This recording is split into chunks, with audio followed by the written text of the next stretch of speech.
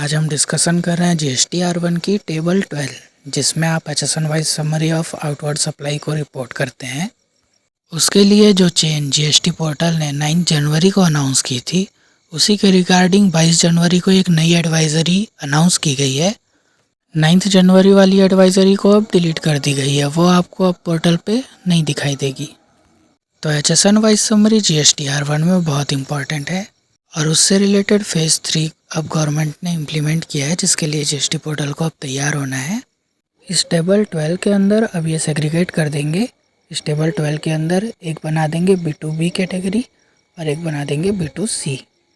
अब इसी से रिलेटेड एक नया चेंजेस आया है जिसमें डेट एक्सटेंशन अनाउंस की गई है, जो कि आपको खुद तो जानना ज़रूरी है, साथ ही नीचे दिए गए शेयर टैब के साथ और भी पर्सन्स को ये वीडियो शेयर कर देंगे। अब पोर्टल पर इस एडवाइज़री ने क्या चेंज किया है। आपकी जो टेबल नंबर 12 है उसके अंदर आप HSN कोड या फिर SSE कोड एंटर करते हो और अभी तक ये एंट्री मैनुअल होती है। अब इसे किया जा रहा है ऑटोमेट। फीचर है ऑटोमेशन का। अब GST पोर्टल भी इसे ऑटोमेशन करने जा रहा है। इस ऑटोमेशन के लिए पहले जो टाइम दिया गया था जनवरी 2025 का टैक्स पीरियड, यानी जो आपका टेबल 12 है वो जनवरी 2025 के टैक्स पीरियड से चेंज हो जाएगी। इसमें 2 कैटेगरीज आ जाएंगी, B2B एंड B2C। और आपको जो HSN या SSE डालने हैं वो आपको ड्रॉप डाउन लिस्ट से सेलेक्ट करने होंगे। इससे क्या होगा, करेक्टनेस बढ़ जाएगी GST रेट की भी और HSN कोड की भी। अब इसमें HSN किसको और कितने डालने हैं ये भी मैं इस वीडियो में क्लियर कर रहा हूँ, तो वीडियो को लास्ट तक देखना। अब इसी को मतलब ये जो जनवरी टैक्स पीरियड था ना, जिसमें टेबल 12 में चेंजेस आनी थी, उसे अब डिलीट कर दिया गया है।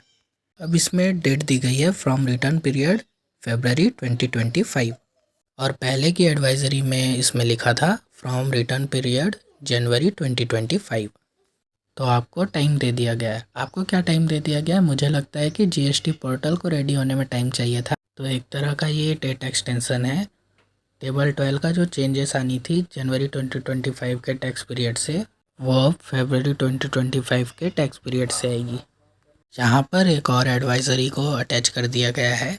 तो किसे कितने HSN डालने होंगे, क्या ये B2B और B2C के लिए मैंडेटरी होते हैं, तो चलिए अब हम वो जानते हैं। HSN को जानने के लिए अब आपको नोटिफिकेशन नंबर 78/2020 को रेफ़र करना है, जिसने 1 अप्रैल 2021 से चेंजेस को इफेक्टिव करवाया था।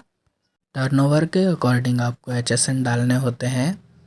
अगर आपकी टर्नओवर है up to 5 crore in the previous year, पिछले साल की प्रीवियस ईयर की टर्नओवर देखनी होती है।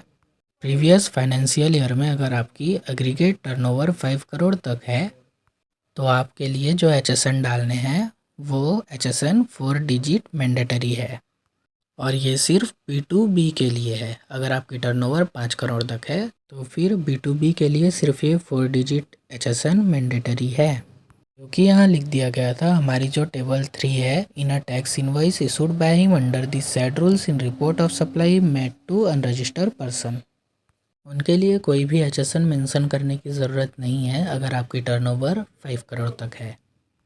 और अगर 5 करोड़ से ज़्यादा है, above 5 crore in the previous year, तो इसके लिए 6 डिजिट्स HSN कोड, चाहे वो B2B के लिए हो या B2C के लिए हो। इस केस में चाहे वो B2B सप्लाई हो या B2C सप्लाई हो, 6 डिजिट HSN कोड डालना मैंडेटरी है। तो होपफुली आपको ये क्लियर हो गया होगा कि किसके लिए कितने HSN कोड डालना मैंडेटरी है। अब दूसरा क्वेश्चन ये आता है कि हमें ना HSN कोड ढूंढने में प्रॉब्लम होती है, कहाँ से ढूंढें। तो इसके लिए पहले हमें लॉगिन करना होता है। लॉगिन करने के बाद आप देखेंगे सर्विसेज टैब के अंदर यूज़र सर्विसेज, यहाँ पे एक ऑप्शन होगा सर्च HSN कोड। इस पर क्लिक करते ही आप देखेंगे कि आप यहाँ HSN से सर्च कर सकते हैं या डिस्क्रिप्शन डाल के, गुड्स की है तो गुड्स की डिस्क्रिप्शन डाल देंगे, सर्विस की है तो सर्विसेज की डिस्क्रिप्शन डाल के यहाँ पे सर्च कर लेंगे। या फिर आपको HSN पता है तो यहाँ पे कोई भी डिजिट HSN डाल के आप यहाँ से सर्च कर लेंगे। देन यहाँ पे एक ऑप्शन होता है download HSN directory in Excel format, आप यहाँ पे क्लिक करेंगे तो ये डाउनलोड हो जाएगा। डाउनलोड करने के बाद अब आप इसे ओपन करेंगे तो आप देख सकेंगे कि यहाँ पे पूरे HSN कोड्स आ गए हैं। तो आप यहाँ पे फार्मूला लगाइए, फ़िल्टर लगाइए, जितने भी डिजिट की HSN है वो आपको यहाँ मिल जाएगी प्रोडक्ट वाइज। ये HSN मास्टर है और दूसरी सीट में देखेंगे तो ये SSC मास्टर है। SSC मास्टर सर्विसेज के लिए और HSN मास्टर गुड्स के लिए यूज़ होती है।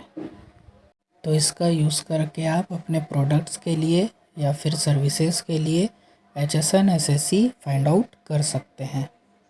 तो फुली आपको इतना पता चल गया है कि HSN और SSC जितना इम्पोर्टेंट GST R1 में डालना है उतना ही इम्पोर्टेंट है कि आप इनवॉइस पे भी करेक्टली डालें। तो अभी मैंने आपको जो HSN की एक्सेल शीट दिखाई है ना, उसे अभी चेक कर लें कि आपने प्रोडक्ट वाइज HSN कोड सही डाला है या नहीं, GST रेट सही है या नहीं। क्योंकि ये चेक लगाने का गवर्नमेंट का पर्पस क्या है कि अगर कोई पर्सन गलत HSN या SSC सेलेक्ट कर रहा है तो हो सकता है कि उसने किसी प्रोडक्ट के लिए GST रेट भी गलत लगा रखा हो। तो ऑडिटर की भी ये रिस्पॉन्सिबिलिटी होती है, वो ये चेक करते हैं कि आपने गुड्स एंड सर्विसेज के लिए गलत HSN या SSC गलत तो नहीं डाल रहे हो। कहीं आप गुड्स एंड सर्विसेज के लिए जो GST रेट है वो तो गलत अप्लाई नहीं कर रहे हो। तो आप यहाँ से एक बार चेक कर लेना कि आपने कहीं कुछ गलत तो नहीं डाल रखा है। इसीलिए ये चेक्स लगाए गए हैं कि गवर्नमेंट की रेवेन्यू को कोई नुकसान नहीं हो। तो इस इम्पॉर्टेंट वीडियो को नीचे दिए गए शेयर के बटन से शेयर कर दें। अगर आपको वीडियो अच्छी लगी हो तो नीचे दिए गए लाइक के बटन से लाइक कर दें और चैनल को सब्सक्राइब करना बिल्कुल भी मत भूलना। थैंक यू सो मच, मिलते हैं नेक्स्ट वीडियो में।